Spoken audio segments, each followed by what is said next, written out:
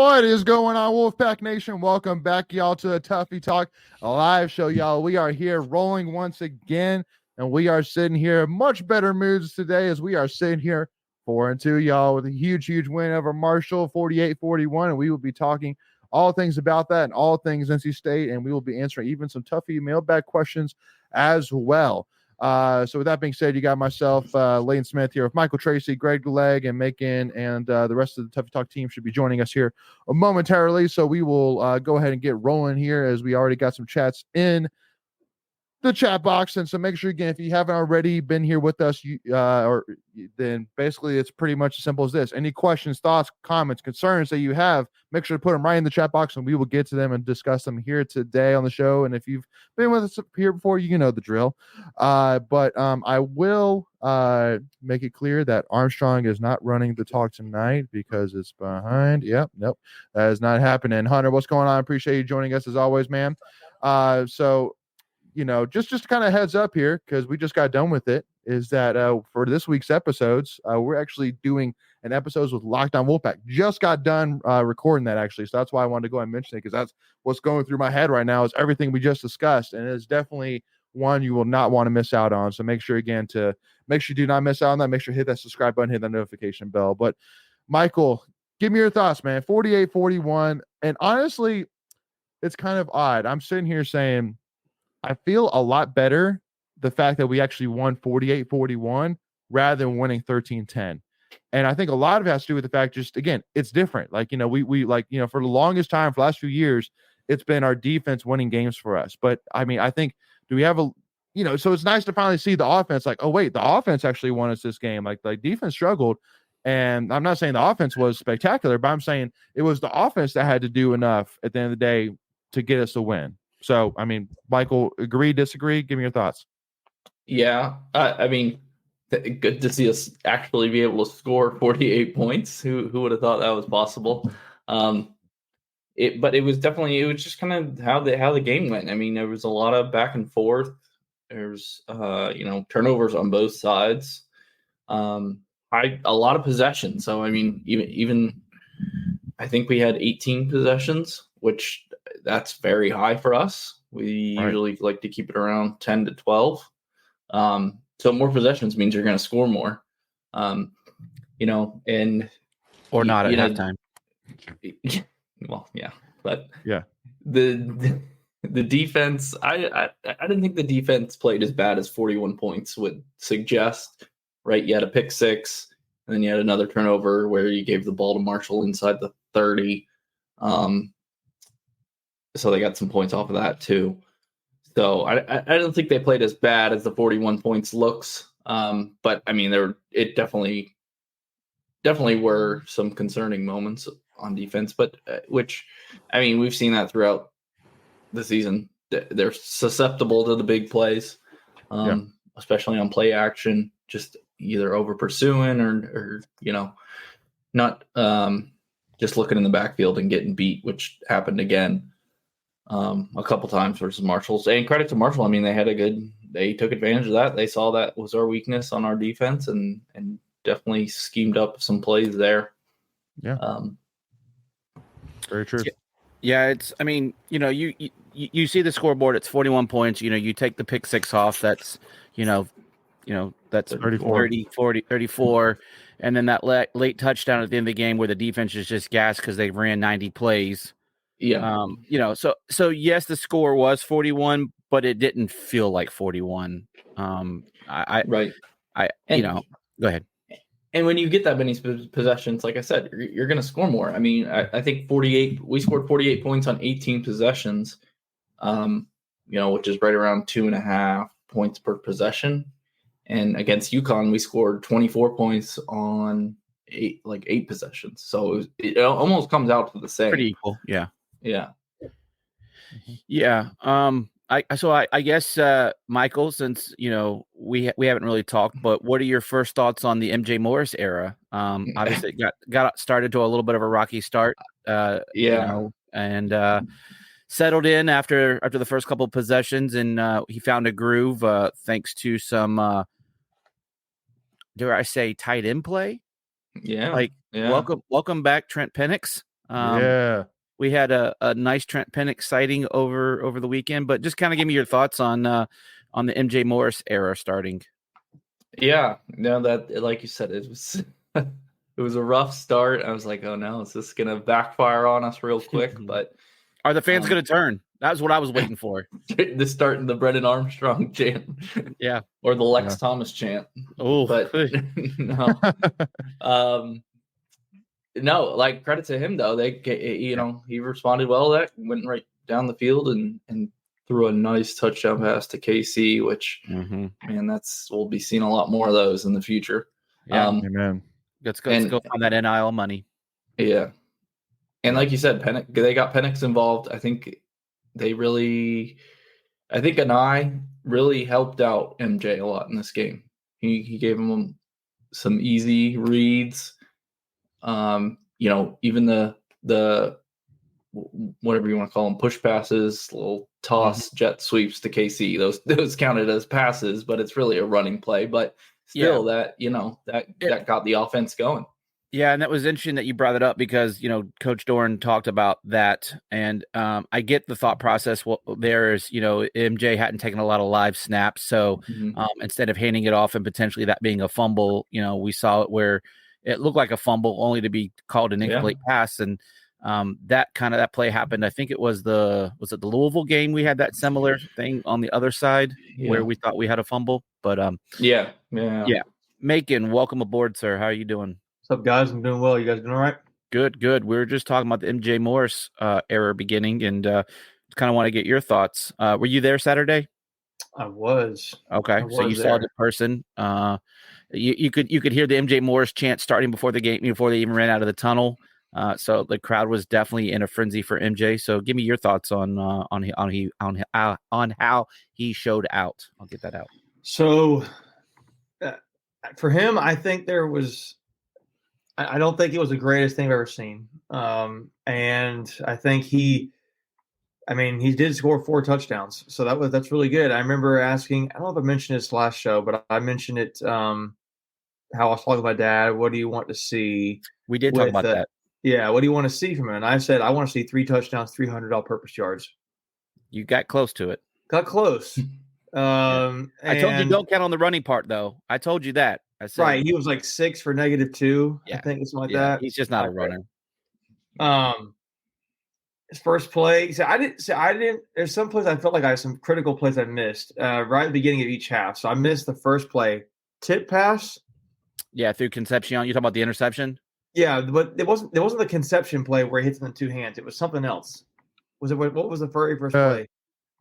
You're talking about? Wait, you're talking about the second interception he threw? No, you talking about the first play, like one of the first plays. First play of the game. Oh, was that a run? I thought it was a run play. I thought it was a run. It was a run. That was a run play. I thought it was something like that. So maybe I'm wrong then. I thought so. I know he had 3 interceptions. He had the pick 6. He had the one where he hit KC off the hands. What was the other one? I'm forgetting one. Yeah. So the first possession went to Marshall, and then we had our possession, which was the interception, which was 2 plays, and that was through KC's hands, and then they got the touchdown, and then that messed it up then. Okay. Yeah. So I'm not sure which play you're referring to. The intercept, it was, I think, maybe the third interception. Yeah, in the second half. Yeah, he hit the lineman. He hit the lineman, and the ball kind of sailed. That's what I'm thinking of. So there's things that I thought could be better. I think the pick 6 one was the worst of the bunch because he just threw it right to the DB. Yeah. But I can't give him I can't say he did poorly on the other 2. I don't know how you can kind of give him a demerit for that. To me, it's like, okay, he had 1 bad play, but a clearly bad play. And someone pointed out, it's like, it's more like the defense gave up 34 points rather than 41 because that 1 touchdown was on MJ. Right. But I thought he kind of gave the defense a little bit of a spark. I don't know if that was a different play design, whether they were calling. They gave Conception had 14 targets this game, right? So, well, And let me go ahead, Make, and jump in, May. And the only reason why I want to jump in is because we actually just talked about this with Ken Gibbs from Locked On Wolfpack. So the so the pick six really at the end of the day was actually not his fault. It was actually, I mean, just calling it straight. Those Porter Rooks just blew the block.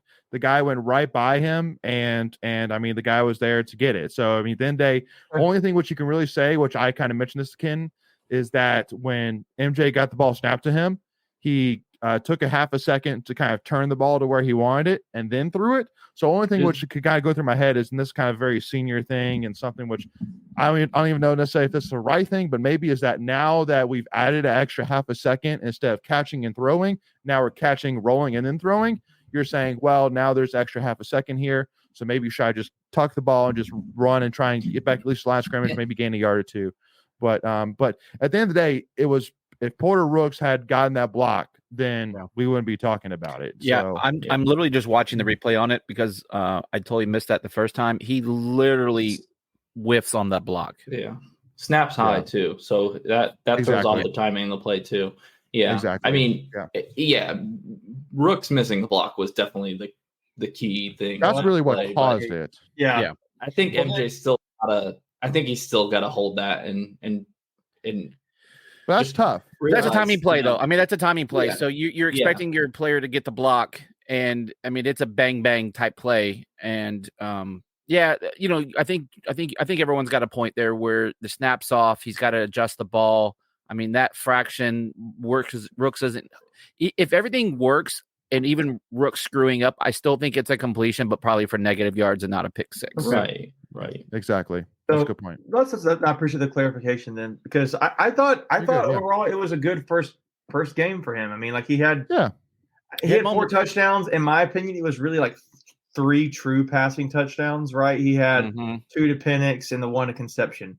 The other one was more like the little shuffle pass, dead sweep, right? Yeah. So, but I thought he made good plays. I don't know. I don't know. I liked it. I thought it was a positive outing from what I was looking for to make me feel comfortable about it. Like going into the next game, I thought, you know, I know Duke is like a negative -2, -3 right now favorite, and if it's me, actually betting on State right now because I don't know if Riley Leonard's playing, and 50-50 from what I'm hearing. Kind of get a little bit of wild card. So I like what I saw from MJ. The one thing I'll say is this was a more vertical offense, right? It wasn't much more vertical. It wasn't you know, a 5-yard hitch or slant and a ton of yards after the catch. I mean, we were literally going deep. We took shots, and I think some of that too is having the offensive line back. You got Dylan McMahon back, so you had a little bit more time. You could let plays develop. I thought we ran the ball a lot better, and we haven't talked about, like, this was a fringe top 25 defense that we played, so it wasn't. I say fringe. I mean, I know. You have to look at their opponents, right? I mean, right. It's a good defense. Let's put either way. It's a good defense. Yeah, like I think it's not a bad defense. It's a good defense. I think SP Plus had them top 25, which adjusts for the opponent. So exactly. So keep all that in mind. I thought they kept the playbook simple for MJ. I don't think he had all of his reads and everything. I think they definitely simplified the game, but Dilbert Mims with a big run, 17 yards, like that's a play that you're not expecting. From him. I can feel Leighton wanting to go to the next subject, but I will say, to kind of summarize what you're saying, Greg, a lot of explosive plays. I know Doran's described it as a 20-plus yard play. I feel like we had 6 or 7 of those, whether it's passing or rushing. Delbert, Michael Allen, Terrell Timmons, Penix, Conception. Penix again. It felt like it was like, man, this is pretty nice. It was encouraging to see, and like exciting to see, because you're like, this is the kind of direction we need to be going, and we should be going. So, Amen. But then I'm gonna go full state and go, it was against Marshall at home. Let's go see what he does on the road against an ACC better opponent, right? Sure. Duke's got it's a good stair step, right? Because you have Marshall, exactly. You have Duke, and then you have Clemson, right? So Yep, time push up. So yeah, so I want to go and get some comments here. So Tyler coming in saying, "Please trust me, Peyton Wilson at tight end. I promise you will not regret it. I love it, and I have no doubt Peyton Wilson He might get the Mackey Award if he comes in halfway and gets a couple of touchdowns. So yes, no, 100%. Yeah, Michelle, appreciate you tuning in. Hunter saying, I was so proud of Penix. MJ was awesome, and yeah, no, I mean, I couldn't be more thrilled and more happy with Penix. To finally get involved and look what he did, man. 2 touchdowns. So excited for him. that speed, man. Like that speed. I know. And again, this isn't from like a 165-pound dude. Like this is from a thick dude, man. And he ran 230. Yeah, 230. I mean, he ran fast. So I mean, that's what I'm saying. You got to continue to get that guy more involved. 100%. Yeah, but he's got to stay healthy. He's got to stay healthy. Sure. Yeah. Which so far, knock on wood, hasn't been a problem. Underestimate how fast he is. Just he's because a he nightmare. is so big. Yeah, he's a matchup nightmare. Yeah, because you figure he's going to get probably a linebacker on him, and he's got to blow a linebacker up every time. Absolutely. Absolutely. You just got to get creative, man. I thought we were more creative offensively. I thought we did a few things that we hadn't done this year. Yeah. We did for lack of a better word, those jet sweep. I know. I love bringing them passes. More. Yep. It's but again, I think there were safe play calls to get MJ in a rhythm. I think that was the whole thing, right? You wanted to get MJ in a rhythm. Yeah. And I mean, it was a way to manufacture touches. Yeah. For Casey. Go ahead. Correct, Michael. And now you got to build off those, right? Because now that's on tape. You can't just run those same plays again because they're going to see them. So it'll be interesting to see what comes of that. Yep, some Matt Canada stuff, some fake jet sweeps, right? So don't say that word. I don't know about Matt Canada right now. Don't say that. He ain't looking too good right now. No. Yeah, they keep winning. I don't think he looked too good to state either, but it's a different story. Yeah, he's the only guy that fails up. Ooh, actually kind of hit. Yeah, fails up. I love that. Yeah, I like it. So Rusty, you're bringing up the point. Please discuss these pooch kickoffs, 2 of them. So and Doran talked about it. Go ahead. All you can really say is what Doran said about it. I mean, yeah. So they had saw that on tape the way Marshall lined up, and they practiced it all week in practice, and it worked. Shocking, but they called the first one and it didn't work, and they thought, well, maybe that was just because why the kick, right? The kicker just did a bad job. Yeah, the kicker was garbage. Again, coaches call plays, players have to execute, right? And so if you're not executing, maybe you execute the player. So, well, that was an old. Sure, it was Greg. He was the old Bucks coach back in the day, John McKay, and he was the quote was, "What was your opinion on the execution of your offense?" He goes, "I'm all for it." That was the quote. that was a very bad Bucks team that went that's funny, winless. So. Anyway, so the first one didn't work, and they thought, well, maybe that's just an anomaly. So they saw it again, and they did it again, and they got the same result. So that was the whole play. The look was that you were kicking between the two. Right, areas. All of Marshall's front line was like right up at the 50, and the returners were back on the 5, so there was like 45 yards in between. So they basically wanted a rugby scramble. Yeah, but that's a good point. Yeah, no, 100%. I like it. Yeah, fair enough. They put the trust in their players, and they just didn't execute the play. If you go 4 on 4th and 1, you don't get it, you're an idiot. But if you do get it, you're a genius. You look like a genius, right? So that was the whole reason. And then part of it too was you did have that one nice return by Marshall, and so they were trying to, figure something out. And then finally at the end of the game, they just kicked it to the end zone, and by gosh, that worked. I know, right? It worked beautifully.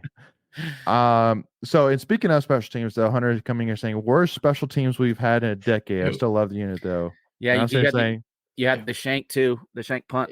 Kester shanked one. Yeah, but then he made up for it at the end. I don't know. I can't. Is it the worst? I don't know if it's the worst because probably not the worst. But it's not even bad. It's not bad. What I'm getting at is if we're talking about special teams, I imagine he's just picking on the kicking. Yeah, the kicking. Yeah, it was just because the returns are pretty good.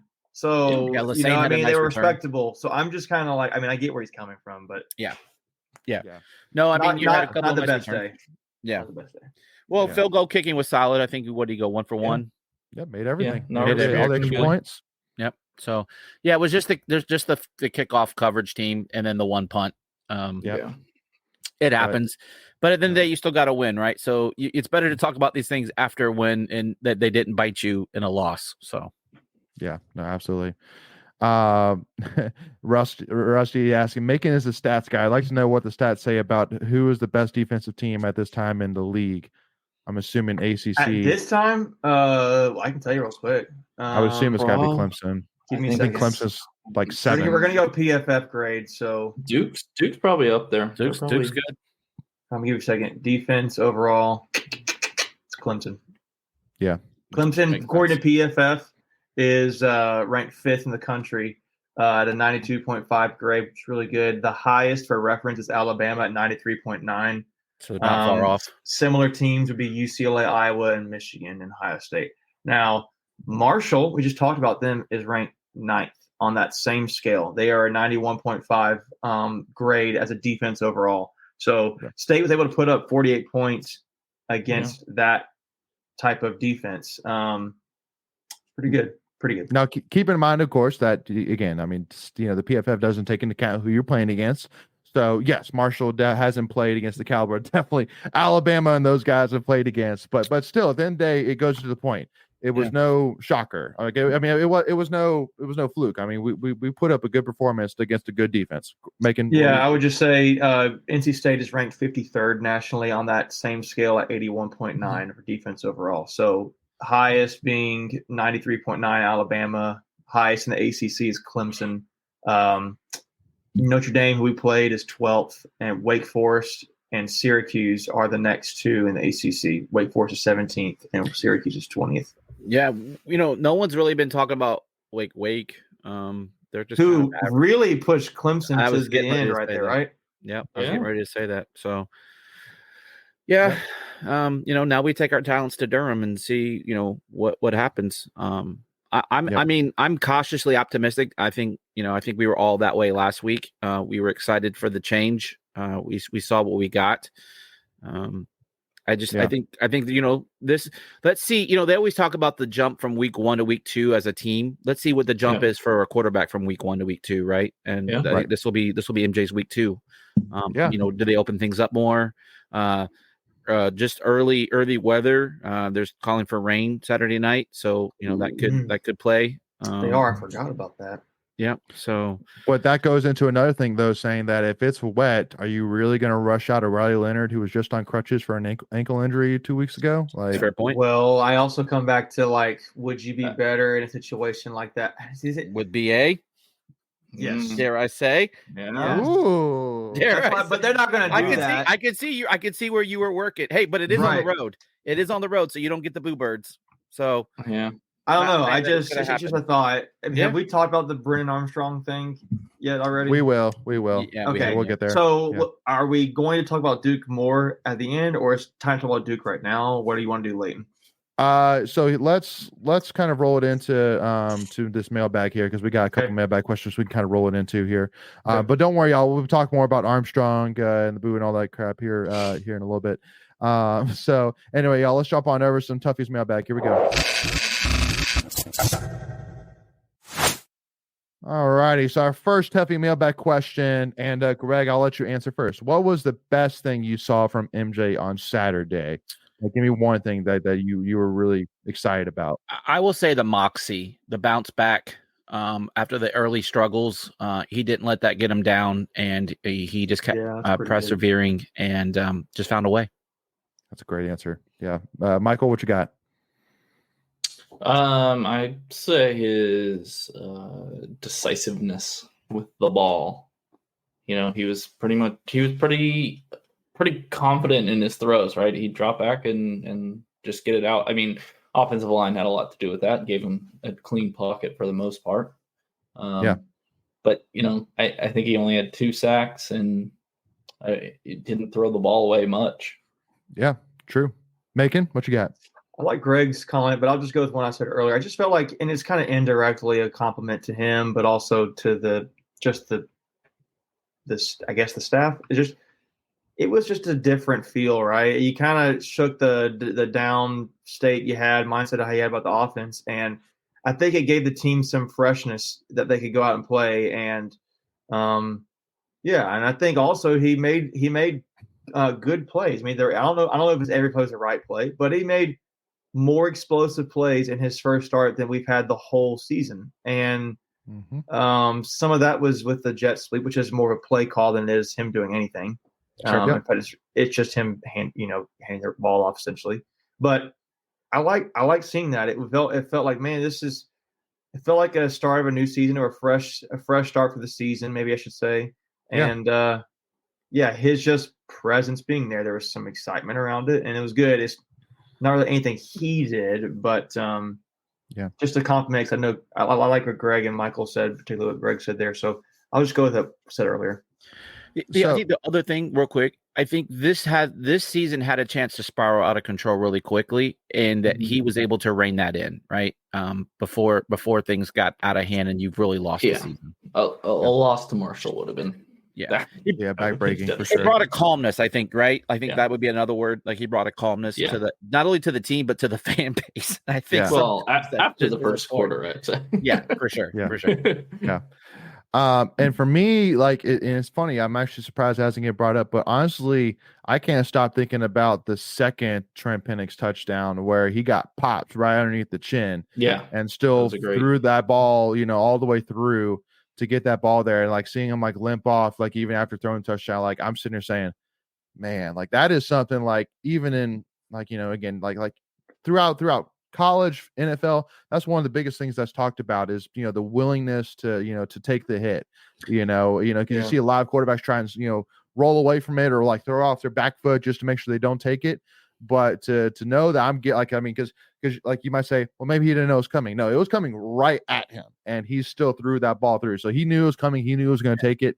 Yeah. And so the fact that he did take it and still threw that ball where it needed to get that touchdown, huge respect there. And definitely very mature play for a true sophomore quarterback. Yeah. So that was kind of what I was getting to with the moxie, right? Like he stared it down and like I got you. Yeah. But yours was a much better explanation of it. Well, I mean, just that one play was just, I mean, like that's just is phenomenal. Like that, like there's that's not normal for an underclassman quarterback, to have that much, just he's got a lot of confidence. I mean, there's no doubt about it. Yeah, absolutely. He trusts his ability. Absolutely. Good, bad, or indifferent. And I got to give a shout out here too to John and I talking about the pooch kick, saying as a kicker, if they give it to you, you have to take it. If we get one of the two of them, the fans wouldn't be complaining. Yeah. Exactly, right. Same thing. Well, especially if you get the first one, right? If you get the first one and the second one doesn't work, it's you don't get the Now I see what we were trying to do. Right. It's like trying to see if Marshall learned from the first time. So yeah. All right, so let's move on. So this might kind of talk about, talking about previewing Duke here a little bit, but what adjustments can be made to help improve pass protection specifically, but general changes overall would you make heading into Duke here this weekend? It's hard when you score 48.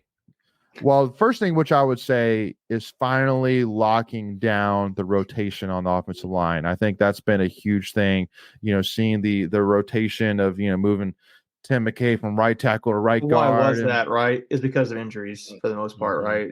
Sure, yeah. But I think also too, a lot of it has to do with Peak gives you something with pass protection, and also too, he's that younger talent that you're saying, hey, well, let me go ahead and give him some more touches and see how he does, because Derek Eason, he's been struggling, I mean, again, not calling the guy out, but just saying, I'm just calling like it is. He's been struggling this season. So right. I think that has to do with it too. So I think once you kind of get down to that solid five, and keep them healthy for a little bit and running more effectively together, then that camaraderie will continue to grow. When you say solid five, are you talking offensive line, or are you talking wide receivers, or both? Offensive line. Offensive line right now, talking specifically pass protection. So that's my thing. Just pass protection. Sorry. Stop with so much rotation.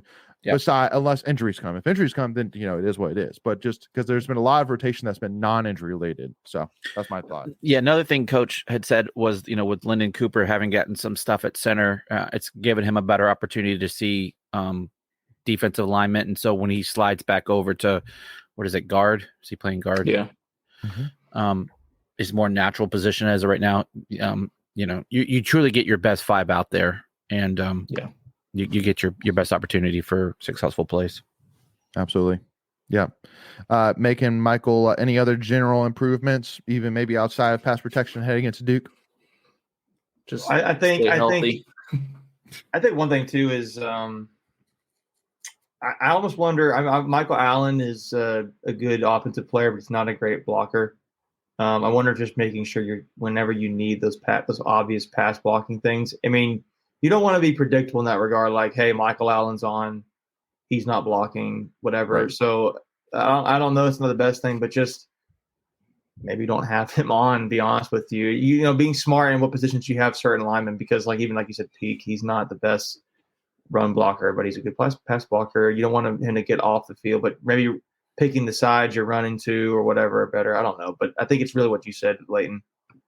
Yeah, cool. And I mean the other thing for me too, I would say, and and we'll kind of talk a little about this here about the defense side, but on the defense side, the biggest thing, I mean, it's really tough to say too much because only thing I would say is maybe a little bit more consistency from Shaheem Battle specifically. I mean, and again, I'm saying this because, listen, I mean, like, I'm not saying, he's done a bad job. Listen, hey, I'm saying he came up with a heck of a play against Marshall on that diving battle to prevent that touchdown. That was a beautiful play. It was great. So, but like, for example, like against Louisville, like that touchdown, it's like that ball's in the air, my man. That wide receiver is staring daggers at that football. I need you to turn around and make that play, man. Like, just a little bit more consistency from an experienced, talented guy like Shaheem. But also, it's just tough to say too much because, again, we'll talk a little bit about here today about Raheem Asher again after season, but we're just safeties-wise, we are hurting right now at depth right now, especially since we lost Sean Brown for the first half as well. So yeah, and then Robert Kennedy, he's a safety though, right? Or is he a corner? He's been playing Robert nickel. Kennedy's a nickel. Yeah. Sorry, that's what I meant. Nickel. Sorry. Yeah. I mean, speaking of, go ahead. Nickel is probably closer to corner than a safety, right? Yeah. It's an extra cornerback. He had a nice game with a fumble recovery and an interception. He almost had the touchdown too on that fumble. Mm-hmm. True. Yeah. True. I mean, look, Marshall ran a lot of plays. They had a time of possession. They had about 5 more minutes of time of possession, which led to a lot more plays. We talked about how the score, they had 41. That really wasn't all on the offense. You had some short fields with the different plays, but a little more consistency, I think. We're going to have a real test this week, Leonard or no Leonard. Yeah, absolutely. Well, and other thing which I'll add, this is kind of crazy looking at PFF here. Kevin Concepcion against Marshall got 15 targets, and rightfully so. I mean, that guy, again, we'll talk a little bit more about him, but I mean, this guy's been absolutely phenomenal this season. And so good. I mean, like, I think it's a good thing that we are trying to manufacture targets for Kevin Concepcion. But I'm sitting here also saying that I'm also wouldn't be too opposed for getting other wide receivers once again to step up and come through big for us. Again, who? Somebody, man. Like, I mean, like Terrell Timmons. Like, I love Timmons, man. Like because there's only really this season been 2 guys, at least in my opinion, that have beaten a wide receiver one-on-one. Because Kevin Concepcion and now Terrell Timmons. Like, watching that, I watched that, and he beat that corner out of his socks and got open.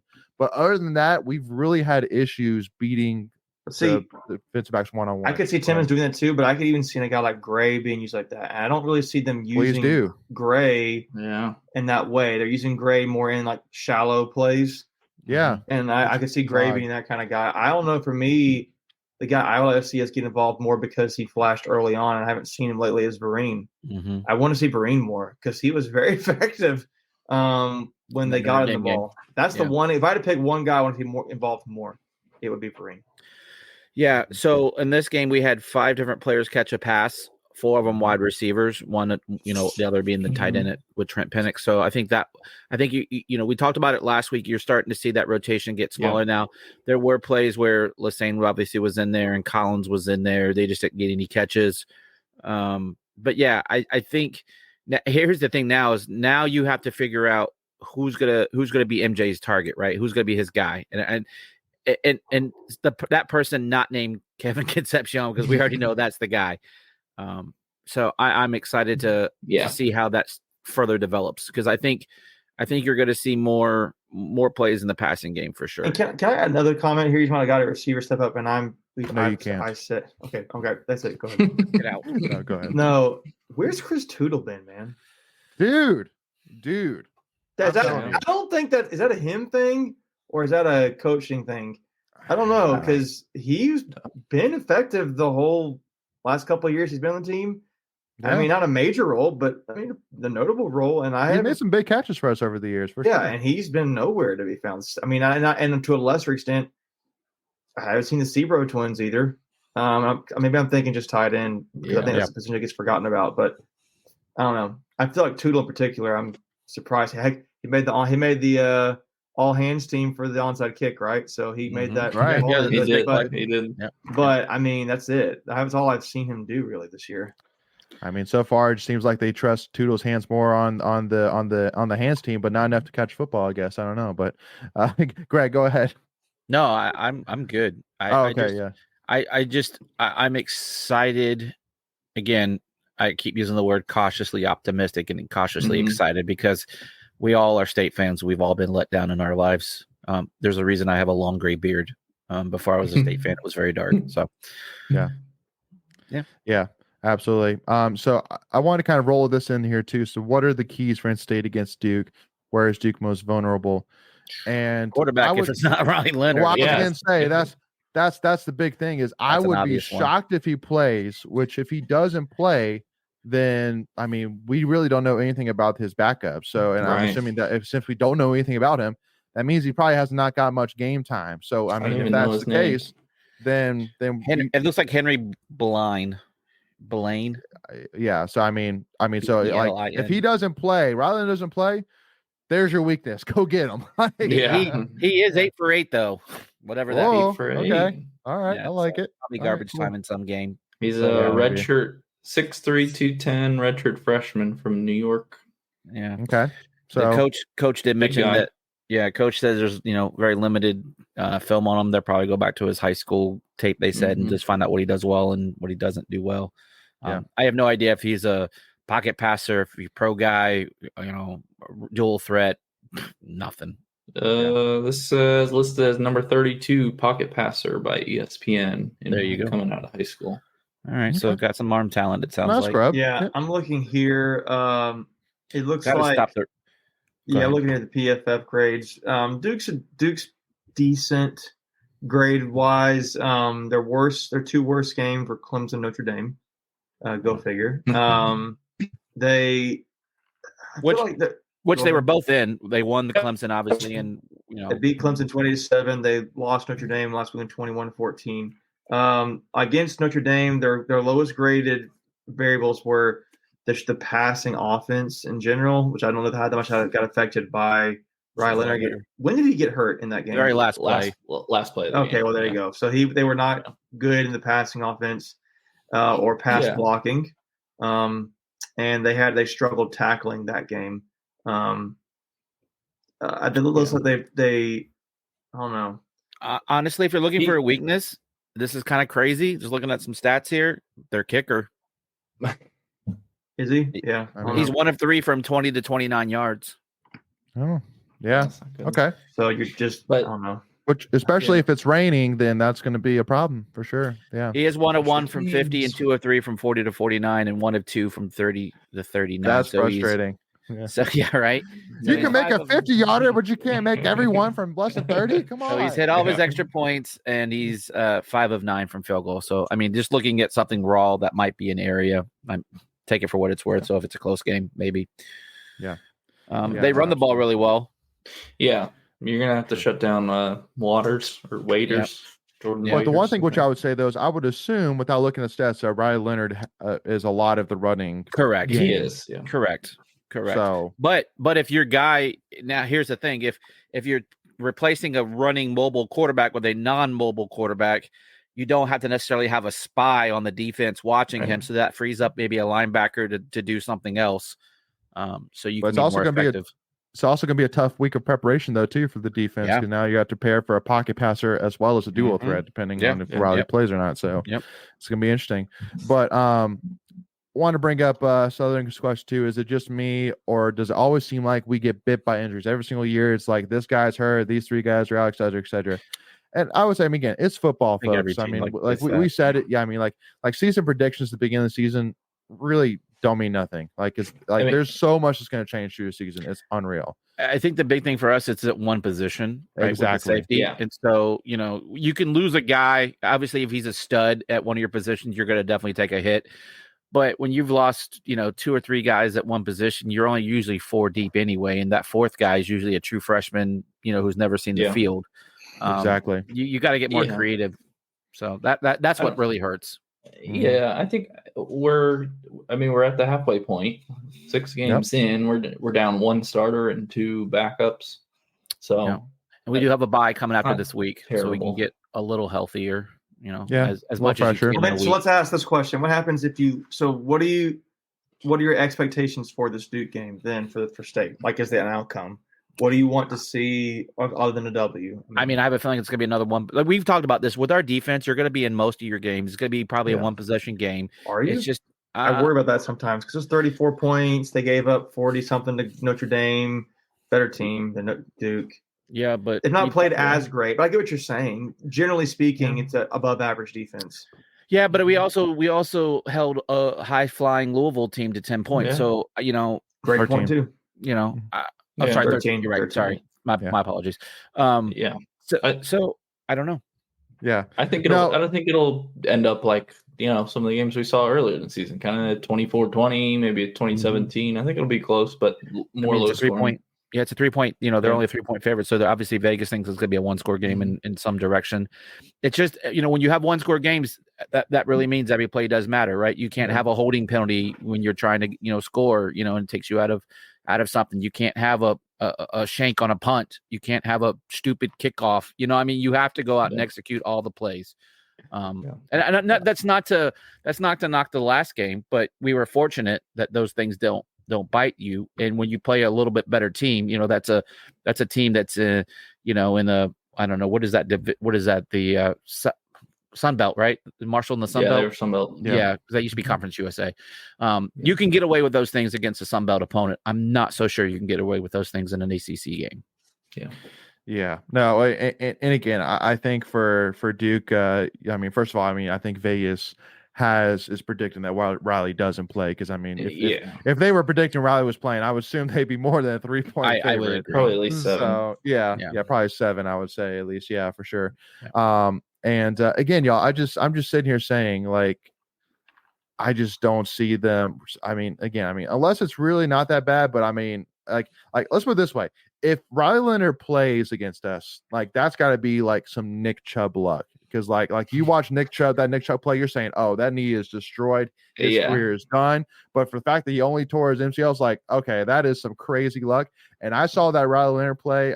He got rolled up. That is a clear high ankle sprain all day long and twice on Tuesday. So if he comes back within 2 weeks, man, that's phenomenal. Yeah. And again, hey, listen, I look at both ways. If he plays, cool. I don't want guys to be injured, but I'm also here saying, hey, listen, I also want to win. So, if he doesn't play, I'm not going to play too much.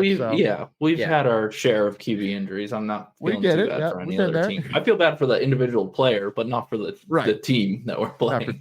Exactly. Yeah. I wish him to get healthy, just not this week. That's what I told my friend. Next week, or whenever they play Carolina. I'm really hoping you recover. Just a little slower now. Just take it easy, buddy. Take it easy. Look for your future. Full recovery next week. Oh yeah, no. That's fine. So anyway, though, but and then kind of a last mailbag question here: do we see Anai open the door more on Saturday? Talking about. It's a trust. Yeah. Which I'm saying, I guess the question is, did MJ do enough on Saturday, in your opinion, for us to open up the playbook more? Well, that depends on the film because he made some good deep throws, right? Did he make the right play every time? I don't know. That's a film thing. But I think it's interesting. You mentioned rain. It rained at the spring game. They threw the ball a lot, so I don't think it's going to help. That's going to keep State away from throwing. It was a different quarterback. Yep. I mentioned earlier, but I feel like Brennan could be effective in this situation. In certain packages, yes. Yeah. Mm-hmm. I don't know, man. I could see him. I'd be curious to see what that would look like for him because He's No, I mean, like, let's put it this way: if it's raining, then I mean, definitely experience and the ability to run the ball, and also the fact you don't want MJ to get injured, so slipping and sliding. I mean, yeah, it's so not I mean, about, I it's get not it. about protect. It's not a matter of protecting MJ. It's just like MJ had 6 carries for -2 yards. Brendan was your leading rusher. Yeah, on the he's team. not a runner. He's not a He runner. was your leading rusher. So Yeah. I mean, That's a good point. I just don't think he's done with you're done using him yet. Yeah, but here's the thing I'll say with that real quick is if you bring Brendan in, he's gonna have to throw the ball because you can't just bring him in and run because they're just gonna stack the box. No, but I know he wasn't that. garbage throwing the ball. He just wasn't. There was no spark in the offense with him in there, and that's the problem. And I feel like some of it is just getting Brendan his mojo. Like he didn't. He just maybe I feel like he's just it's something mental with him right now. I don't know what it is, but yeah, I don't know. I feel like if it's raining, they're Anaya's gonna do some things. I believe it just won't involve as much the QB running. I think, which may not be a bad thing because that means you're getting other players more opportunities to run the ball. So maybe they're handing it off to Michael Allen more, which is not a bad option at all. Maybe that's handing it off to, you said they had KC handing it off. I think what you will see is they kind of ran that play a lot for Marshall. You're going to see some wrinkles put in with that play there. So I don't know. Yeah. I think you will, but the rain will be interesting. I just think it's also interesting that the spring game didn't stop them from throwing. So I wouldn't expect us to be like, oh, it's raining, we're going to run the ball. I don't think that's true. I think that you're going to see that not be a different story. So go ahead. Yeah. No, I just you're talking about wrinkles, and I see this wrinkle in my head now because we love to do it. I love seeing like a Concepcion handoff and a sweep, and he pulls it and throws it to somebody. Right, I had it in my head too, but it would have to be a lateral, wouldn't it? He'd be behind. It had to be behind. Well, or a true handoff. You'd have to hand it off. He couldn't pitch it, right? He couldn't forward pitch it. So you can make a forward pass on a handoff. Yeah. He would have to hand it, not flick it. Has Concepcion ever thrown a pass? I don't know. Yeah, he did. He has this season against Notre Dame. They tried one against Notre Dame early. It didn't go well. So yeah, it was a good throw. He just so who's the? I'm just curious. That's a fun conversation. Who's the best thrower on the team at the skill position? You mean besides quarterback, obviously? Right. Because that'd be who I'd be because it was Thayer Thomas last time. Right? Yeah. That was the Thayer special. I mean that throw that against Notre Dame that KC had. I mean, he launched it. Lassane just couldn't. And we'll stop covered. There. He was covered. We'll go with that. Yeah. No. I don't know. Anyway, you were just talking about wrinkles. Yeah. Maybe it is consistent. All right. So real quickly, what's the news with Kendrick? I know we haven't really heard anything in terms of injury wise, right? So just no news on the Western Front. No, nothing definitive. I think they said they were hoping to have him back this week, but nothing for sure. Well, and if it's a nasty game, you're going to need all hands on deck for running. So yeah, true. Definitely going to want him back. All right, y'all. So let's jump on over some Tuffy's tweets of the week, y'all. Here we go.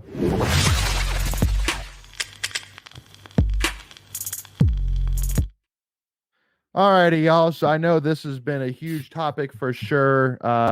Some talked about a lot, even by us as well. Talking about Brandon Armstrong getting booed, and Peyton Wilson coming off afterwards and after the media availability saying, and I quote, "We've got to stop booing Brennan. He's a hard nose. He's a great person. Just imagine if that was your kid out there on that field in front of 70,000. Get behind him, Wolfpack Nation."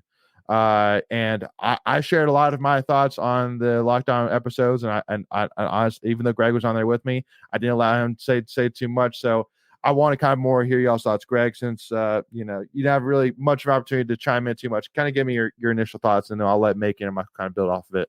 Yeah, and I said a couple things, and I'll probably just restate real quick. I'm not the booing kind of guy, at least not in college. I know there's NIL, and they're kind of getting paid. Well, they are getting paid, but I think there's still young guys that are still trying to figure out their lives.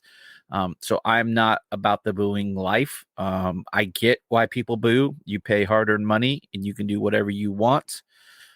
But it's just not my style. I get it. I don't know. How much of the crowd was booing the play call / the insertion of Brennan Armstrong. I couldn't tell you that. A lot of things that I've seen on social media, everyone's saying that they were booing the play calling and not the player. Take that for what it's worth. Yeah. Michael, Macon. Yeah, I mean, like Greg said, fans can do whatever they want. I don't like it. You know, if you've got another captain on your team coming out after the press conference to make that statement, I think that should be taken into consideration. When it comes to that specific instance, when people saying whether they're booing the coaches or the play call, not the player, it's like, I mean, you don't know that on the field, and all that matters is that the players took it as they were booing Brendan Armstrong. So it's like, yeah, I don't know how other way you can take it though. To be honest with you, in the moment, yeah, exactly. Especially when there was also some cheering when MJ came running back in, right, and all the MJ chants before the game. I mean, it was definitely a pro MJ crowd and social media before the game. So that's what I'm saying is that you see everything with social media beforehand, you see everything going on before that time, and then you hear boos. Like there's no player out there that's going to think, oh, don't worry, they're just booing at the coaches. No, at worst, they'll be like they're booing the whole team, coaches and players included. But like, is that much better? Not really. So for me, first off, even this topic now, as soon as I said it, I really shouldn't have said it. I made that comment about Lassane just a few minutes ago, and I felt like I shouldn't have said that. So apologies there. I shouldn't have said that. Because I do like Lassane in general, and he has been a big contributor for us, particularly last year. So shouldn't have said that. But the thing with Brennan and the fans who say that, like, I was booing the coaching staff. I feel like that's a scapegoat. Like, you can be booing the coaching staff, and I'm like, but you're booing them because they specifically put that guy in, and you can't be like, oh, it's 100%. I'm booing because of the situation. It was like, really? So you mean to tell me if it was any other situation in the game, you would have been like, okay, or you've been indifferent about it? No, you wouldn't have. You would have probably, the same fans who booed then would have booed at any other point in the game. And it's just, would you have booed if they were at the 50-yard line to put Brennan in? I wouldn't have. I think those fans probably would have. So, I don't really appreciate that. I think it's really it's tacky.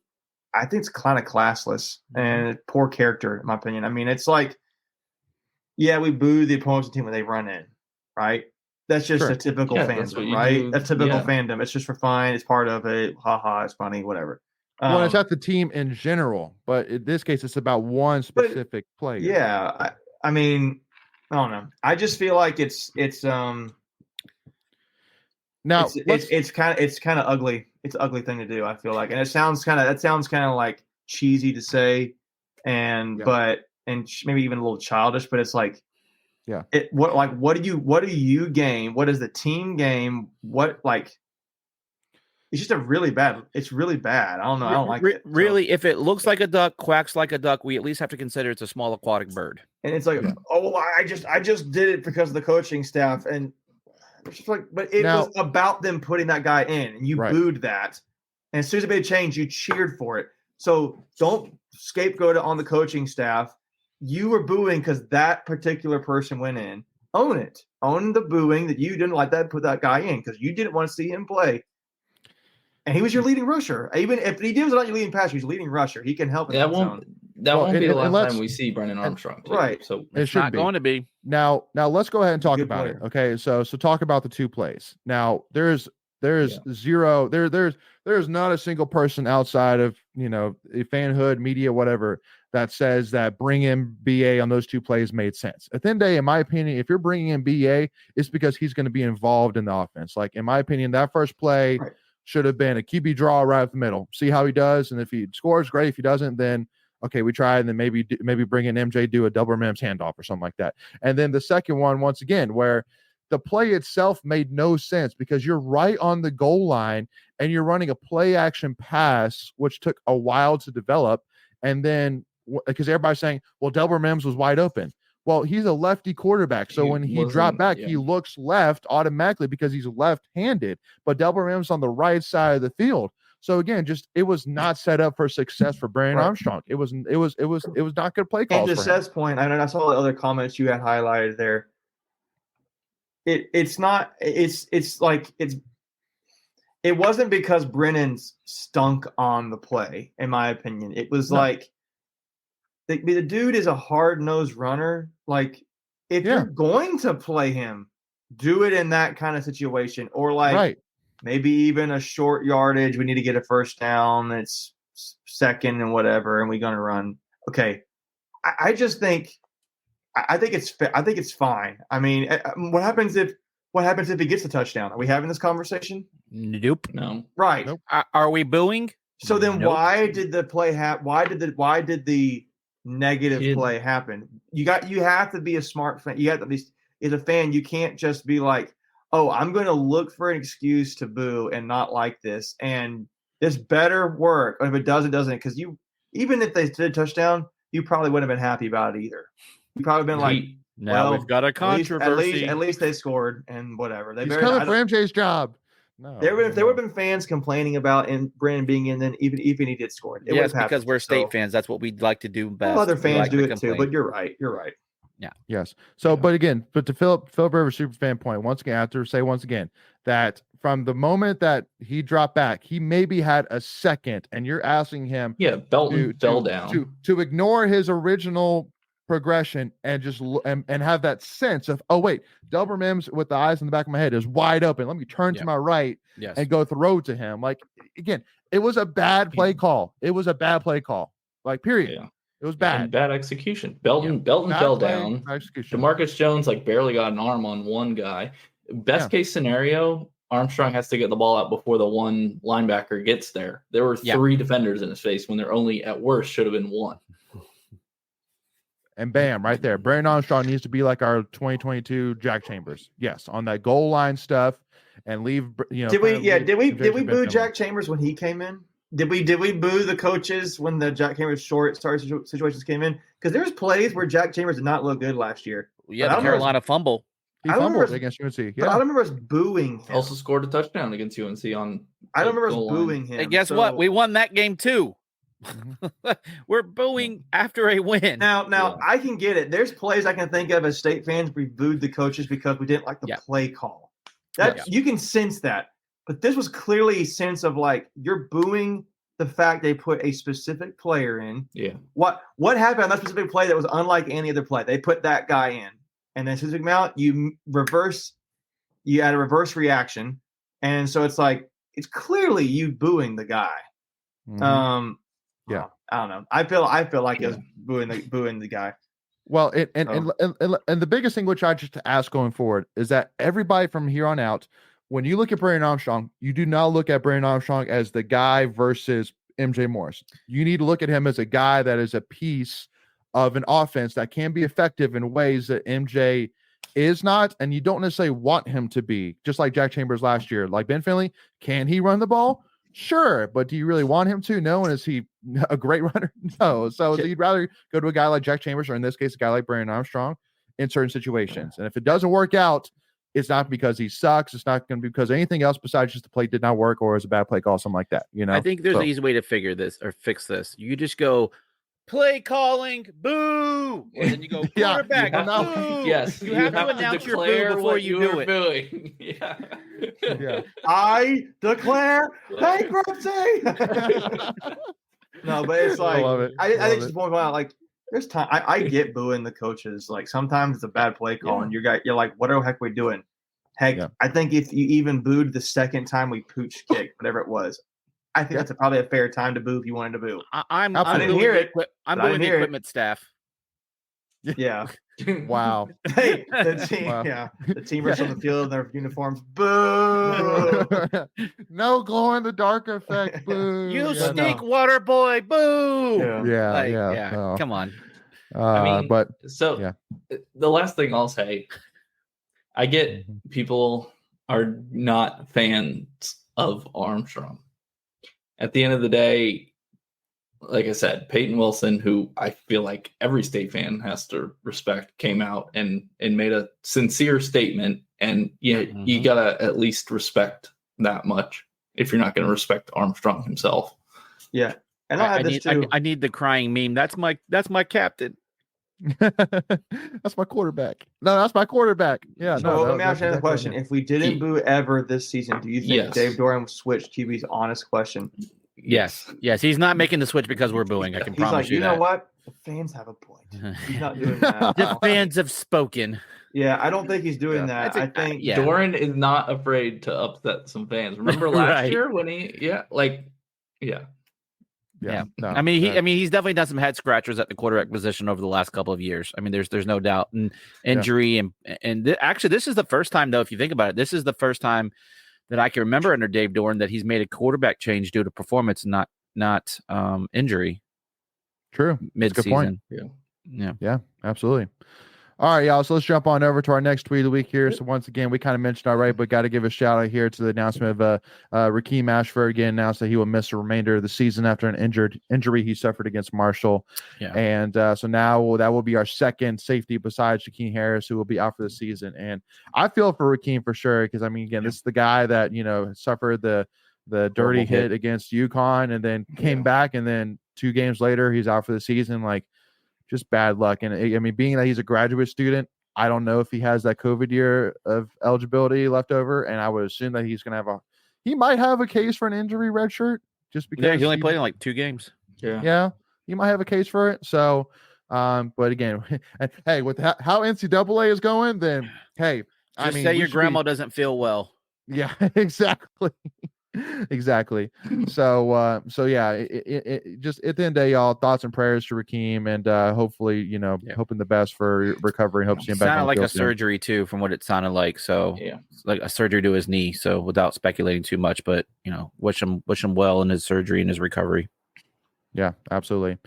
Now giving a huge shout out here to Kevin Concepcion, man. Like, my biggest question right now, y'all, and this is I think legit. I mean, first of all, you see that the guy that people were regarding as like the next like Justin Jefferson, Marvin Harrison, he's 5th on that list, and Kevin Concepcion is 1st. I know, again, it's PFF. It's not like like it's not an all be all tell all. It's one game, It's one game, it's not the whole season, but yeah.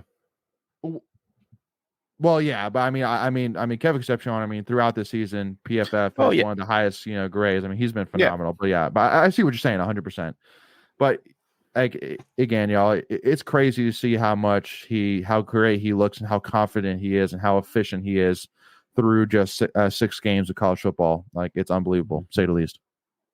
And I think it was Michael, you said it, but freshman All-American is well within grasp for this guy, no doubt about it. Well, he was just named freshman All-American mid-season. Today. Yeah. So you've got guys, you've got some pretty good talent again on State's roster, and you've got a guy getting the butt kiss mid-season or whatever it is award winner, and you've got a freshman who's had is this his 2nd ACC Rookie of the week? Yes. I think he's the 2nd, but the first time he's been the highest graded freshman receiver. Is it or all receivers? So period. That's all receivers. All receivers. Yeah. You got some good pieces there, and I thought, not mistaken, I thought Vereen get some good recognition that one weekend he got started, or was it just us? It was just us. It was just us. Yeah. But he did have that. Other was the Notre Dame game. He had a nice game, right? Was it Notre Dame? Yeah, Notre Dame. Yeah, he was the only really effective receiver.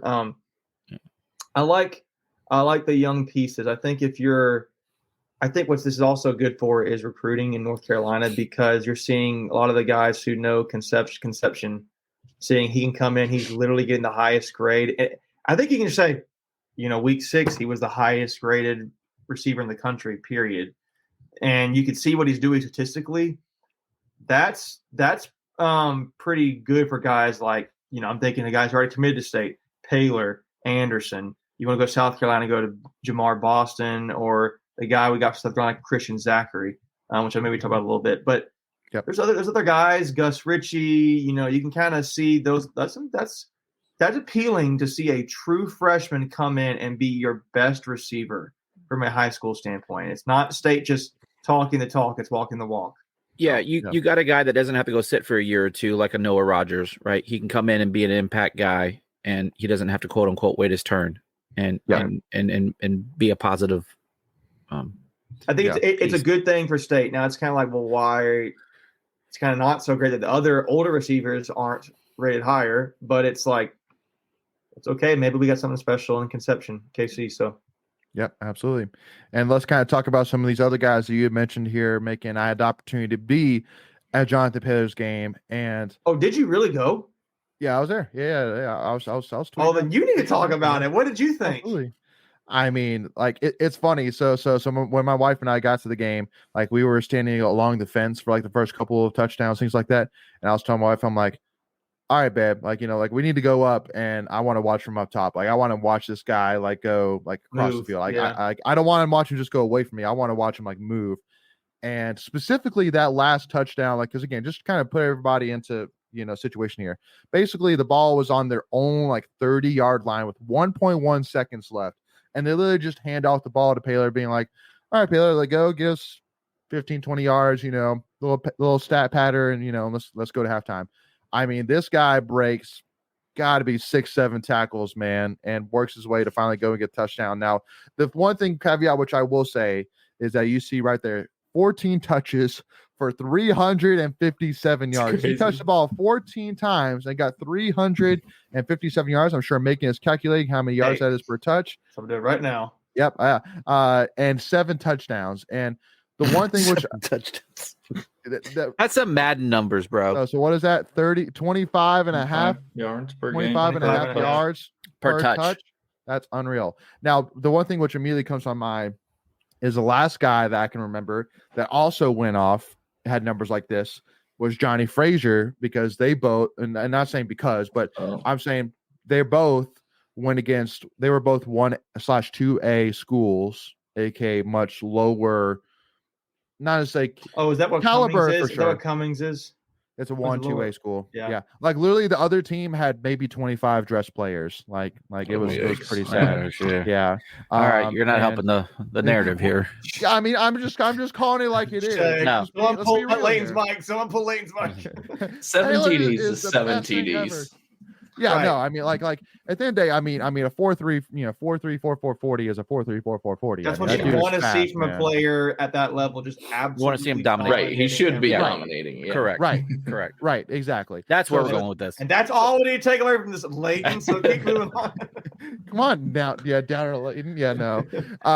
And just saying, I mean, the talent is no doubt about it there. And just the biggest thing which I want to see out of Paylor, which Johnny Frazier didn't, was that adjustment from 1-2A football to college ACC Power 5 football, which is a little bit different in terms of physicality and speed, things like that. But I mean, at the end of the day, I mean, Paylor was literally like on defense and offense, like you could tell he was like really bored. I've never seen a guy on a football field in the middle of a game literally look like he was bored. Like, oh my gosh, because he played everything. He held the ball for kick, for field goals. He played safety. He did it all. I'll add this though. I remember when he committed to state, and then listening to some of the other sites like IPS or Pack Pride and Wolfpacker that were like, they touched on like you don't really maybe understand what Paylor means to a school like that, because they don't ever get talent like that. Right. And it's a big deal for that program. And I think Burlington. Yeah. Yes. Burlington. So, it's a big deal for them. So I get that. He probably kind of respects that too. That's his team. Absolutely. He could be a legend. He could do the whole go to another school, transfer somewhere else, and he's in school. I think that's cool. He won't probably regret that or forget that. So true. So 2 quick ones, and then we'll wrap this thing up here. Got to give a huge shout out to the switcheroony of Christian Zachary, 3-star wide receiver who was originally committed to UVA and decided to come back and run with the Pack. And I mean, again, y'all, like this is the thing that Seth kind of talked about, this loaded, skilled, talent that we're going to have. Mm-hmm. Like all 4 wide receivers in this class: Christian Zachary, Jamar Boston, Terrell Anderson, Jonathan Paylor. Even though he's more of an athlete, I mean, he played running back, but he can catch the ball. He can do it all. Like there's a lot of talent in this class, y'all. Like it is exciting to say the least. This is by far, no doubt, in my opinion, the best class that Doran's had. I mean, just by paper look. I mean, there's guys all over this list, man. I don't know. See, so here's where you can make the argument real quick. No, I would say this is his best offensive class, but his best, like he had some defensive classes where he had studs. Well, sure, but I mean, I'm saying saying best class ever. You're saying rankings though, right, Layton? Rankings for sure. but also two guys that can immediately come in and be an impact player.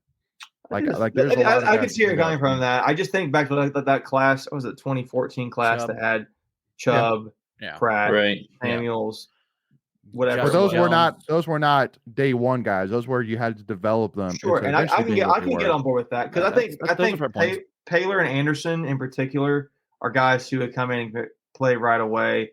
I don't think Bailey's expected to play right away. He's actually, I know he's not expected to play right away. Ronnie Royal, who you had up there, he'll probably play maybe a nickel or something like That's that. Richie, I think. That's Richie, I think can, especially losing Penix. Which one is that? Richie. I think Richie could get in there. Oh, Gus Ritchie, he's 2025, so That's he would right. be 2 years from now. That's right. I know there's oh man, I had a You got Duke. You got Duke coming next year, right? Duke Scott, yeah, the running back, Jaden Scott. He's speed. I don't know. I think there's some guys who could play, but Taylor and Anderson are guys you bring in to contribute right now. Yeah. Ronnie Royal was at one point your highest rated guy, but he's smaller. He just kind of has like a Tanner Ingold vibe to him a little bit. So I don't know what he would do, but Bailey is another highly rated guy. He's a quarterback. You just don't need him to do anything. I'm kind of going looking through real quick. Robbie Martin, offensive line. I think he's going to be good. I mean, he's his size is like ready. Call it. Well, I'll add this too, and I don't think his size is there yet, but some of the film I've seen of Brody Barnhart is really good. The guy from Charlotte, Providence Day, safety. Mm-hmm. Yeah. They played on that national game, and he's had some. He looks like he's got something to him. Maybe we have that DB that's coming in too from up. Assad Brown and Javon Volley. Yeah, Assad Brown. What I was thinking of. Yeah, he's really highly rated.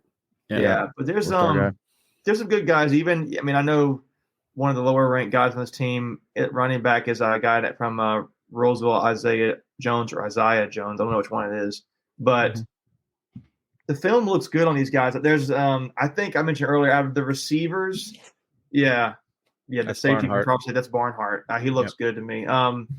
But to me, out of the four receivers, we got Zachary like this past week or when it was a week ago. He's the one who excites me. I mean, it's a bad way. He excites me the least. He's got the length to him that you would ideally like in a receiver, but he's not big. He doesn't, to me, make these plays. I'm like, oh wow, that's pretty nice. Like he's just like they make good plays, but it just doesn't blow me away. I think he's going to be a guy that's just going to go out and get catches for you, right? And just sure. He's going to be like a third down guy where he's going to get to the sticks and just make catches. And you need that, and I like that, and there's nothing wrong with that. It's just Art Monk made a living like that. But when I see other guys, that's just kind of how I feel about him. Just to be fair, but I mean, he's like you said, great. That's kind of like what you could kind of see his role become. Yeah, absolutely. And again, I mean, and that being said, just like there's a couple in the comments. Yes, no, these guys are not signed. They're not on campus in uniform yet. December. But even if they are signed in uniform, that doesn't mean they're necessarily going to stay either. So I mean, like you can honestly, unfortunately, in today's day and age of college sports, nobody feels really good. Nobody feels good until they're signed. But I mean, they could not be committed. Yeah, but they are committed, so that's better than not being. Yeah, we're going to talk about them if they're committed. That's half the battle, right? But it's like I get it. Like, yeah, sure. Guys can flip. Whatever. I mean, I get it. So, but that's that's and it wouldn't surprise me if it wouldn't surprise me if we lost one and got one. I mean, that's just the way it goes. Yeah, the other thing too, because I've seen some stuff kind of floating around. I won't mention any particular player, but like when you're recruiting and you're having to go up against some big boys like Georgia's, like Alabama's, Ohio State's. Like, I'm not naming them, but right, Michigan, go against Georgia, right? But I'm just saying, like. You're in the right waters. There's only so much they do the same thing. Alabama fights with Georgia for players. Florida, Texas A&M, it happens. Yeah, sometimes the name on the front of the jersey or on the helmet means Clemson. More than what you can offer. I mean, that's just the reality of it. Yeah, Penn State, they're all recruiting for if you're in that conversation, you're doing something right because those teams want those players. Does it happen every time? No. But like I would say under Doran the last 5 years, we've seen that happen more often. It just sucks that I think the worst part of it is that they can just come in and swoop and they don't have to work as hard. But right? see, that could happen with NIL Anyway. now Yeah. too, right? Yeah. Look at Keon Coleman with Michigan State. Really good receiver. He may have been their leading receiver. NIL money, he's at Florida State and he's killing it, right? So you never know with NIL now. It's like a new team every year, and that's probably really frustrating for coaches. Yep. And again, if you're during the staff, I mean, if one of those guys comes along and I mean, you can do everything you can in terms of playing the card of, early play time, a lot of play time, playing for your home state. school, you're playing in front of your family, things like that. But at the end of the day, I mean, if one of those big dogs offers, the huge check that we offers the huge check, and offers, just says we're the two-time defending national champs. Yeah. Correct. I mean, they only show so you much their you can board do. and they see all the NFL names. Right. Yeah. I Exactly. mean, there's just some things you just can't compete against. Yeah. But at the end of the day, y'all, I mean, I'm sitting here saying we just got to take it one day at a time, one recruit at a time, and just see how these things turn out. But let's focus on Duke, and we'll take the rest from there. That's all you can do. Wrapping up here, Aaron Fitt with this tweet saying, "I'm buying stock in NC State football NC State baseball in 2024. Think this will be a very good club, deep, versatile position player group with athletes in power, nice core of veteran arms with polish and pitchability, bolstered by Pac-9's best newcomer crop of power arms in years." Yeah. All right, so I already booked my ticket to Omaha. I already booked mine to Hawaii. Hawaii. Hawaii, what does pitchability mean? Just good arms. I mean, just they know how to pitch, right? In situational pitching, I think is what that means. Okay. I was at the scrimmage on Friday, and did we win? It was against ourselves, right? Yeah. We won 7-2, or we lost 7-2. I'm not sure which. We lost 2-7. We had we hit 4 home runs in the game. Nice. Okay. Yeah, Butterworth, who's a newcomer. Mrs. Butterworth? Yeah, Mrs. Butterworth. Wow. Great syrup. Great. Like I think the pancake blocks now transfer over to baseball. Is this her husband or her son or nephew? What is his cousin? Third cousin to the second Butterworth? power. Eli Serrano hit a home run. He was out playing center field, so I think that's going to be a switch that you were going to see this year. Okay. And He's then, playing where? Center field. Center field. He played right field a little bit, didn't he? Yeah. No, he played first base last year, mostly. First base. Yeah. Okay. So yeah, you had some newcomers out there. Chance Mako was throwing the ball pretty nicely.